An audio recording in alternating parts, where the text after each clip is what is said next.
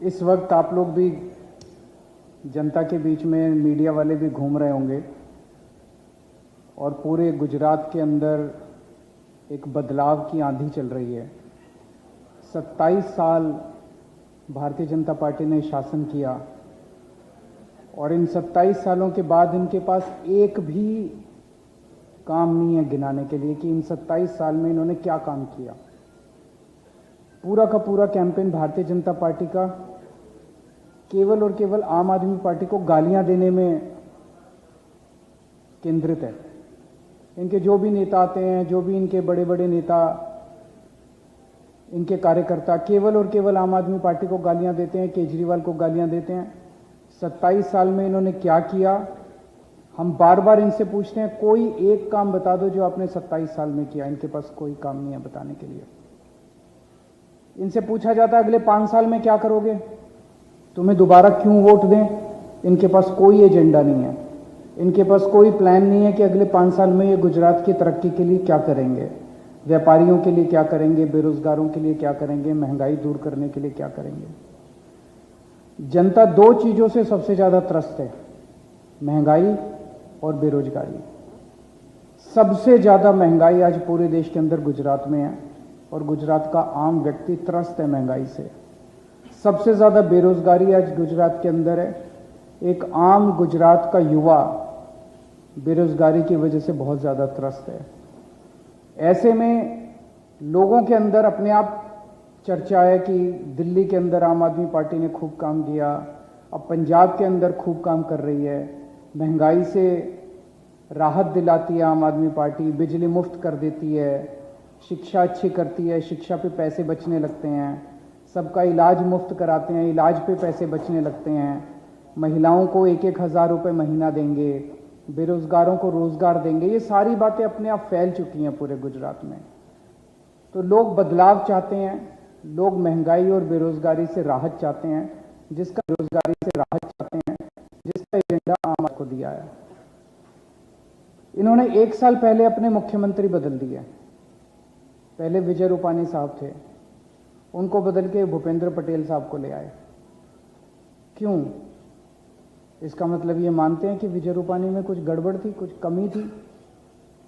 पता नहीं, वो भ्रष्ट थे इसलिए हटाया गया, वो इनएफिशिएंट थे इसलिए हटाया गया, किस लिए हटाया गया, लेकिन 1 साल पहले उन्हें हटा दिया गया। और उसके पहले जब विजय रूपानी साहब को लाया गया था तो जनता से नहीं पूछा गया, अपने आप ही ये दिल्ली में बैठ के मुख्यमंत्री बदलते रहते हैं, दिल्ली में बैठ के अरे गुजरात के लोगों ने, हम लोग जनतंत्र में रहते हैं, जनतंत्र में जनता तय करती है कि मुख्यमंत्री कौन होगा। आपने जनता से तो पूछा ही नहीं कि विजय रूपानी मुख्यमंत्री बनेंगे 2016 में, और फिर 2021 में आपने पूछा ही नहीं कि विजय रूपानी जी को हटाएं कि ना हटाएं। आपने पूछा ही नहीं कि भूपेंद्र पटेल को हटाएं कि किसी और को बनाएं, भूपेंद्र पटेल को बनाएं कि किसी और को। हम ऐसे नहीं करते, हमारी आम आदमी पार्टी में हम ऐसे नहीं करते। हम जनता से पूछ के तय करते हैं कि आप किसे मुख्यमंत्री बनाना चाहते हैं। आप लोगों को याद होगा जब पंजाब के चुनाव हुए थे, हमने जनता से पूछा था कि अगला मुख्यमंत्री कौन होना चाहिए, और बड़े भारी बहुमत से जनता ने भगवंत मान साहब का नाम दिया था कि भगवंत मान को हम मुख्यमंत्री देखना चाहते हैं, और जनता की इच्छा के अनुसार हमने भगवंत मान साहब का नाम अनाउंस किया था। अब पूरे गुजरात के अंदर माहौल ये बन चुका है कि आम आदमी पार्टी की सरकार आ रही है, बदलाव होने जा रहा है, आम आदमी पार्टी की सरकार आ रही है। तो आम आदमी पार्टी की सरकार अगर आ रही है तो जो भी हमारा सीएम कैंडिडेट होगा वो गुजरात का नेक्स्ट सीएम होगा। तो आज हम गुजरात की जनता से पूछना चाहते हैं कि आप बताइए कि गुजरात का अगला सीएम कौन होना चाहिए। हम इसके लिए आज जनता की राय जानने के लिए एक नंबर जारी कर रहे हैं, 6357 000 360, 6357 000 360, 63 57 00 0360। इसके ऊपर आप एसएमएस कर सकते हैं, इस पे आप व्हाट्सएप मैसेज भेज सकते हैं, इस पे आप वॉइस मैसेज छोड़ सकते हैं। और एक ईमेल जारी कर रहे हैं आपनो CM AAPNOCM@gmail.com, apnocm@gmail.com। तो 4 तरह से आप हमें अपना चॉइस दे सकते हैं, SMS करके, व्हाट्सएप करके, वॉइस मैसेज से या ईमेल से। ये नंबर अभी चालू है, इस पे ईमेल आईडी पे ईमेल कर सकते हैं। 3 तारीख की शाम को 5 बजे तक ये चालू रहेगा और 4 तारीख को जो भी नतीजे आएंगे हम गुजरात के लोगों के सामने रखेंगे कि गुजरात के लोग अपना अगला CM किसे बनाना चाहते हैं। मैं भगवंत मान जी से निवेदन करूंगा कि बहुत बहुत धन्यवाद। आम आदमी पार्टी के नेशनल कन्वीनर अरविंद केजरीवाल जी, गुजरात के हमारे प्रधान साहब और गुजरात का जो media, social media, print media, electronic media, जिस भी मंच को आप रिप्रेजेंट करते हो, आपका स्वागत है। हम लोग गुजरात में जब से आने लगे हैं, हर सभा में हमें ये लगता है शायद ये रिकॉर्ड है इकट्ठा होने का, लोगों के आने का, ये रिकॉर्ड हुआ, इससे ज़्यादा तो क्या होंगे। लेकिन उसी दिन शाम वाली जनसभा में दोपहर वाला रिकॉर्ड टूट जाता है। लोग अपने आप बाहर आ रहे हैं, ये तब्दीली के संकेत होते हैं। मैंने पंजाब में ये देखा है आंखों से कि लोग अपने आप बाहर आते थे, अपने बच्चों के साथ बाहर आते थे। यहाँ हमारा रूट बनता था, जाना है, अभी जाना 30 किलोमीटर है, लेकिन जो छोटे छोटे कस्बे उस 30 किलोमीटर में रास्ते में थे, वहाँ लोग लाइन बना के सड़क के दोनों तरफ खड़े होते थे। ये तब्दीली का संकेत है, खुद लोगों का चल कर आना। और बाकी कोई लालच देकर या कोई पैसे देकर लाना वो अलग बात है। वो लोग जो हैं वो वोट नहीं करते, लेकिन जब हम अनाउंस करते हैं कोई भी उनका मसला, तब वो अपने आप तालियां बजाते हैं। जब हम कहते हैं कि 300 यूनिट बिजली फ्री हो जाएगी, तो हाथ ऊपर करके ताली बजाते हैं। इसका मतलब बिजली बहुत बड़ा मसला है यहाँ का। जब हम कहते हैं पेपर फूटते हैं यहाँ, पेपर नहीं फूटने देंगे, तब युवा लोग जो हैं उनकी आंखों में नमी होती है, क्योंकि युवाओं को का दिल टूट जाता है जब इतना देर पढ़ाई की और पता चला एक दिन पहले पेपर फूट गया और बड़े बड़े लोग, रिश्तेदार, नेताओं के, वो उस पेपर में पास हो गए और आम लोग रह गए। तो जब हम कहते हैं कि भ्रष्टाचार खत्म हो जाएगा, तो लोग कहते हैं अच्छा जी। जब हम कहते हैं कि आपका इलाज फ्री होगा, स्कूल बहुत अच्छे हो जाएंगे, शानदार, तो इसका मतलब ये है कि लोग जो गुजरात के, वो उन्हीं बातों से पीड़ित हैं जिन्हीं बातों से पहले दिल्ली के लोग पीड़ित थे, पंजाब के पीड़ित थे। बिजली फ्री करना कोई रॉकेट साइंस नहीं है। अरविंद केजरीवाल जी ने दिल्ली में की, हमने 7 महीने अभी हुए हैं बने हुए। 1 जुलाई को हम 16 मार्च को हमने शपथ ली थी, 1 जुलाई से हमने पंजाब में बिजली फ्री कर दी। तो 50 लाख घरों से ज़्यादा घरों को इस वक्त जीरो बिल आता है, आउट ऑफ 74 लैक्स। अभी सर्दी का बिल आएगा तो ये आंकड़ा जो है 68 लाख तक जाएगा। तो लोग खुश हैं, लोग, एक यकीन नहीं हो रहा लोगों को, लोग एक दूसरे को बिल दिखा रहे हैं, यार तेरा भी ऐसे ही आया, जीरो आया है, कहीं कोई गड़बड़ तो नहीं है, कोई कंप्यूटर तो नहीं खराब हो गया कि जीरो बिल आ गया, लिखना भूल गए। तो करप्शन के लिए, जो करप्शन करते हैं उनको पकड़ने के लिए हमने हेल्पलाइन जारी की, 200 से ज़्यादा लोगों को हमने पकड़ के जेल में डाला। विधायकों की हमने पेंशन बंद कर दी, हमने ओल्ड पेंशन स्कीम लागू कर दी सरकारी मुलाजिम के लिए। बहुत बड़ी मांग थी, बहुत बड़ी मांग थी ये। हमने DA की 6% किस्त उनको दी, हमने 20,000 नौकरियां दे दी। ये मैं सिर्फ और सिर्फ 7 महीने की बात कह रहा हूँ। नीयत साफ हो तो सब कुछ हो सकता है, ये गुजरात में भी हो सकता है। तो हम जब भी गुजरात में जाते हैं, लोग कहते हैं जी हमें इनसे हमारा पीछा छुड़वा दो। हम कहते हैं जी आप ही लोगों ने छुड़वाना है पीछा। तो जब भी मुझे गुजरात का एक लड़का मिला, मैंने कहा गुजरात वक्त के लोग, सच बताना गुजरात के लोग क्या चाहते हैं? वो कहता है जी गुजरात के लोग चेंज चाहते हैं, परिवर्तन चाहते हैं, चेंज चाहते हैं। मैंने कहा चेंज कौन है फिर? कहते जी आम आदमी पार्टी। मैंने कहा कांग्रेस नहीं चेंज? कहते नहीं जी कांग्रेस चेंज नहीं, कांग्रेस अब एक्सचेंज बन चुकी है। वो तो मतलब कभी इधर चले गए कभी उधर चले गए। 20 से ज़्यादा जो 77 में से जीते हुए थे वो बीजेपी में हैं, तो लोग यकीन कैसे करें कि इनको वोट देंगे और ये यहीं रहेंगे? कम से कम अपने स्टैंड पे तो रहो, साइकिल का भी कोई स्टैंड होता है। तो वो कांग्रेस तो इस बार इलेक्शन भी नहीं लड़ रही, वो तो उधर ही घूम रहे हैं कहीं। तो जो जिम्मेदारी लोग हमें देना चाहते हैं वो लोगों की आंखों में हमें समझ आ रही है, और लोगों का इतनी भारी गिनती में अपने आप चले आना बहुत ज़्यादा हम तब्दीली के संकेत हैं। हमारा हौसला बढ़ता है, और हमारे बहुत से कार्यकर्ता गांव से आके हमें रिपोर्ट देते हैं कि इस चीज़ की कमी है, इस चीज़ की, जैसा कि अरविंद केजरीवाल जी ने बोला कि सिर्फ मुख्यमंत्री ही या हम लोगों से पूछ के नहीं बनाते, हम बजट भी लोगों से पूछ के बनाते हैं, हम इंडस्ट्रियल पॉलिसी भी व्यापारियों से पूछ कर बनाते हैं, हम एग्रीकल्चर पॉलिसी किसानों को पूछ के बनाते हैं, हम रोजगार पॉलिसी बेरोजगारों से पूछ के बनाते हैं। तो यही असली लोकतंत्र है। तो इन्होंने तो लूटने का रिकॉर्ड तोड़ रखा है, जहां मर्जी चले जाओ, लूट लिया बेच दिया, लूट लिया बेच दिया। नदी के घाट पर अगर ये राजनीतिक लोग बस जाएं, नदी के घाट पर अगर ये राजनीतिक लोग बस जाएं, तो प्यासे होंठ भी 2 बूंद पानी के लिए तरस जाएं। गनीमत है कि मौसम पर हुकूमत चल नहीं सकती, वरना सारे के सारे बादल भी इनके खेतों में बरस जाएं। तो हम इक्वलिटी की बात करते हैं, एक आदमी कामयाब हो दूसरा कामयाब ना हो उसको कामयाबी नहीं कहते। पूरा समाज कामयाब होगा तो पूरा गुजरात कामयाब होगा, पूरा देश कामयाब होगा। Thank you. मैं गोपाल जी से निवेदन करूंगा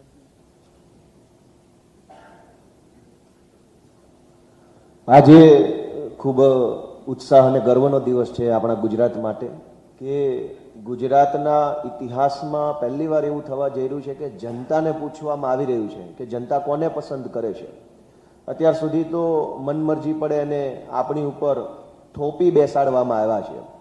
ઘડીક આ વ્યક્તિને બેસાડી દેવામાં આવે અને એની ઉજવણી ચાલુ હોય ત્યાં એને હટાવીને બીજાને બેસાડી દેવામાં આવે, અને આવું થવાના કારણે કોઈ એક સ્ટેબલ મુખ્યમંત્રી નહીં હોવાના કારણે, જનતાની પસંદનો મુખ્યમંત્રી નહીં હોવાના કારણે ગુજરાતે ઘણું બધું ભોગવવું પડે છે। ભ્રષ્ટાચાર હોય, પેપર ફૂટવાની ઘટના હોય, મોંઘવારી હોય, બેરોજગારી હોય, એ બધું એટલા માટે થઈ રહ્યું છે કે ગમે તે માણસ ગમે ત્યારે મુખ્યમંત્રી બની જાય। જે માણસ મુખ્યમંત્રી બને એનું કંઈ ચાલે નહીં, પ્રદેશના પ્રમુખો સરકારો ચલાવે।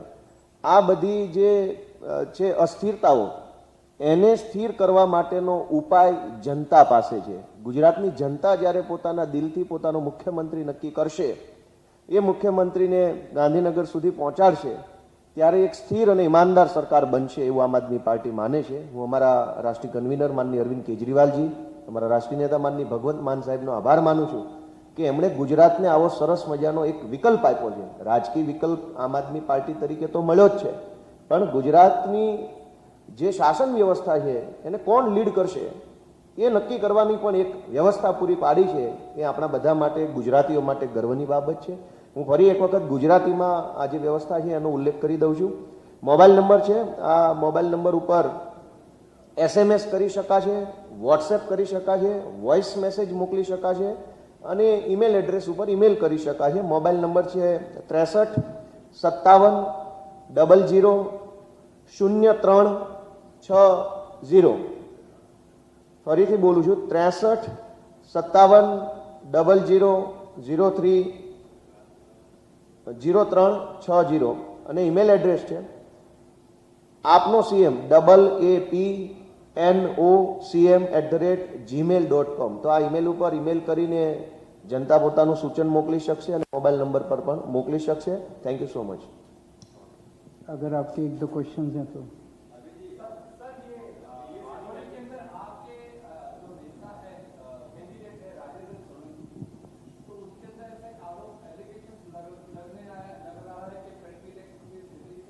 गलत है, और ये मैंने भी अखबार में पढ़ा कि उन्होंने कोई ऐसा स्टेटमेंट, उन्होंने कोई ऐसा स्टेटमेंट दिया, उन्होंने कोई स्टेटमेंट दिया, हमारा उससे कोई लेना देना नहीं है।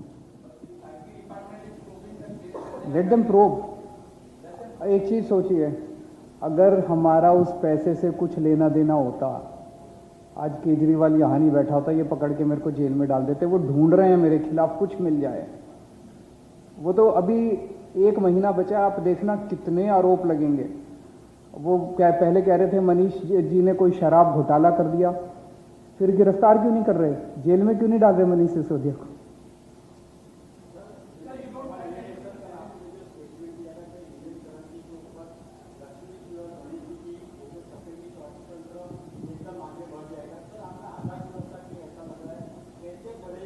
नहीं, देखो मेरा ये कहना है, ऐसा नहीं कि फोटो लगाएंगे और फिर बस अर्थव्यवस्था बढ़ जाएगी। मैंने बार बार ये बोला, मैंने जो चिट्ठी भी लिखी, मैंने कहा एक तो सही नीतियां चाहिए सरकार की। देश के अंदर एग्रीकल्चर के सेक्टर में, इंडस्ट्री के सेक्टर में, इंफ्रास्ट्रक्चर के सेक्टर में, हर सेक्टर में सही नीतियां चाहिए। दूसरा, कड़ी मेहनत चाहिए, बहुत मेहनत करनी पड़ेगी, हम सबको मिलकर पूरे देश को मेहनत करनी होगी। और तीसरा, ये सारी चीजें बिना भगवान के आशीर्वाद के इनका फल नहीं मिलता। हम भी अपने घर में पूजा करते हैं भगवान की, उसका मतलब ये नहीं कि भगवान की पूजा करके फिर जाके सो जाते हैं, फिर हम दफ्तर जाते हैं, दफ्तर में काम करते हैं, मेहनत करते हैं, अपना अपना श्रम करते हैं। तो श्रम तभी फलीभूत होता है जब भगवान का आशीर्वाद मिलता है। तो अगर हम नोट के ऊपर लक्ष्मी गणेश जी की तस्वीर रखेंगे तो प्रभु का आशीर्वाद मिलेगा। कुछ लोग इसको डिस्टॉर्ट करके कह रहे हैं कि केजरीवाल कह रहा है कि बस करने से अर्थव्यवस्था बदल जाएगी। ये इस तरह से इसको करना गलत बात है। जिस भावना से ये कहा गया उसी भावना से इसको लेना चाहिए। अच्छे भाव से मैंने कहा है कि भाई अपने को एक तरफ भगवान का आशीर्वाद लेना है लेकिन कड़ी मेहनत करनी है।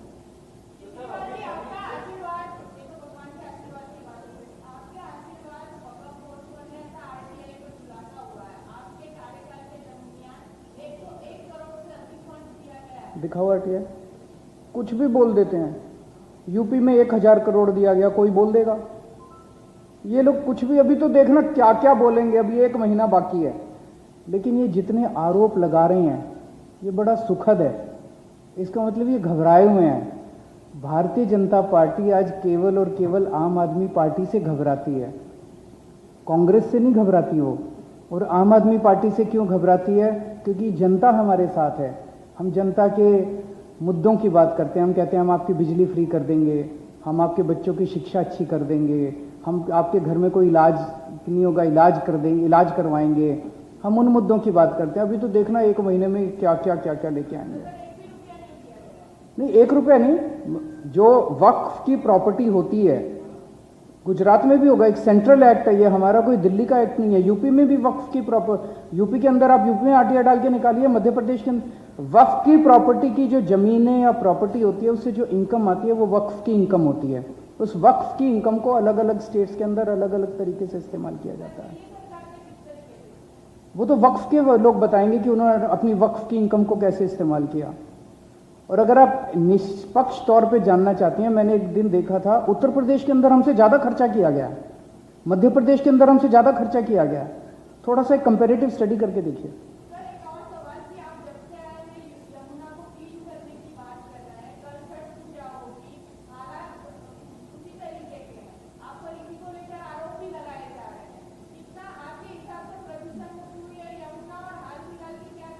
मुझे बेहद खुशी है कि गुजरात के अंदर दिल्ली की यमुना की चर्चा हो रही है।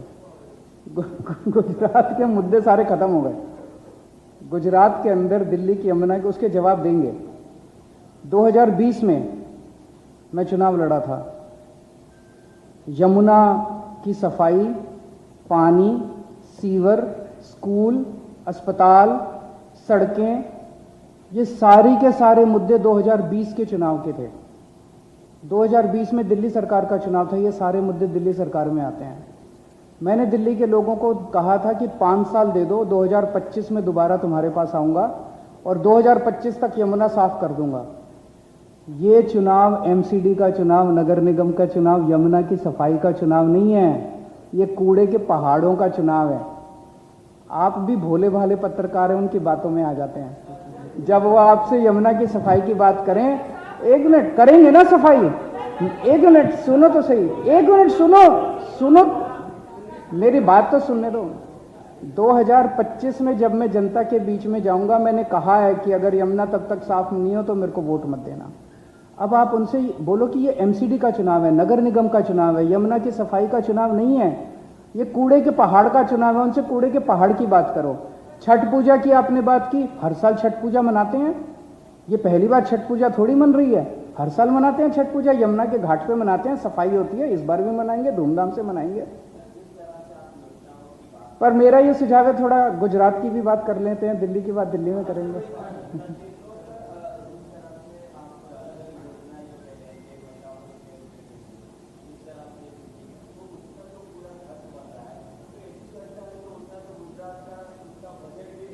सारा बजट आ जाएगा, पैसे की चिंता मत करो।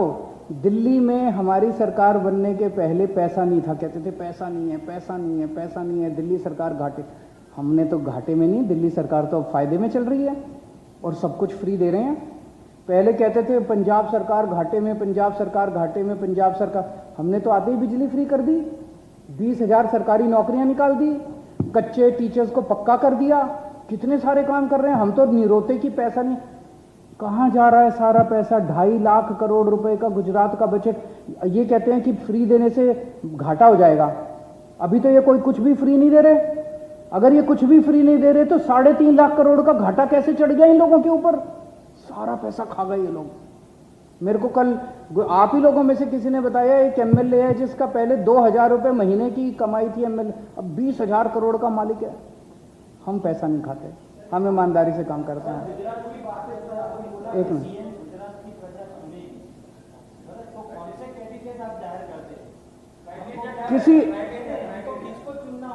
किसी का भी नाम बता दें, सुनिए, या तो आम आदमी पार्टी से बता दें या कोई ऐसे कोई बड़े समाज सेवी का नाम बता दें, हम उसको पार्टी में ले आएंगे और उसको अपना सीएम।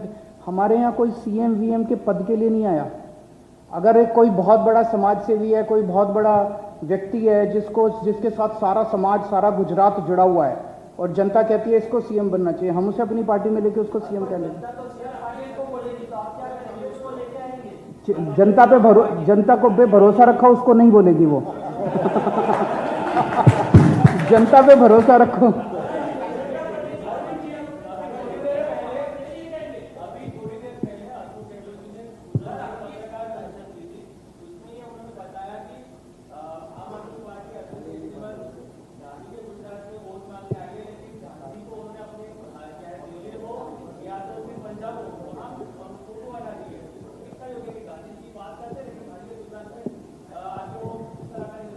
नहीं देखो, हमने राहुल गांधी की कभी ना फोटो लगाई थी और ना कभी राहुल गांधी की फोटो लगाएंगे। गांधी जी की फोटो आज भी मेरे दफ्तर के अंदर है, सीएम ऑफिस में पहले भी थी, अभी भी है, इनके दफ्तर में आज भी है, पहले भी थी, अभी भी है। अशोक गहलोत जी को बोलो कि आपने पिछली बार जितने कैंडिडेट खड़े किए थे उसमें से कितने बिक गए, कितने बाकी हैं, कितने चुनाव के पहले बिकेंगे और कितने चुनाव के बाद जाएंगे।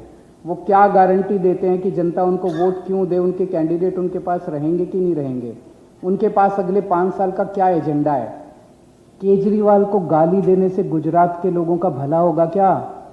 केजरीवाल ने इसकी फोटो नहीं लगाई, उसकी फोटो क्यों लगाई, केजरीवाल ने आज लाल शर्ट क्यों पहनी, पीली शर्ट क्यों नहीं पहनी, इससे गुजरात के लोगों का भला नहीं होने वाला। गुजरात की बात करो ना, इसीलिए तो उनको कोई वोट नहीं देता, इधर उधर की बात करते हैं वो। सारे केस, जितने आंदोलनकारी हैं, पाटीदार आंदोलन से जितने लोग थे सारे केस वापस लेंगे, किसान आंदोलन के जितने लोग थे सारे केस वापस लेंगे, दलित आंदोलन के ऊपर जितने केस लगे हुए हैं सारे केस वापस लेंगे। कर्मचारियों ने खूब आंदोलन किए हैं, आंगनवाड़ी वर्कर, आशा वर्कर, वीसी, सरपंच, इनके ऊपर जितने केस लगे हुए हैं, जितने आंदोलन हुए हैं 27 साल में, जितने केस लगे हैं सब वापस लेंगे।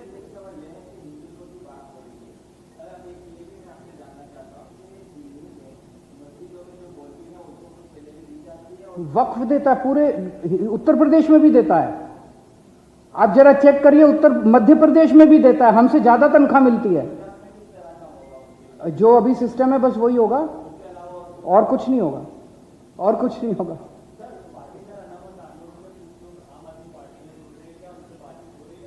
जरूर हो रही है, बहुत जल्दी आपको सुखद खबर मिलेगी। Thank you.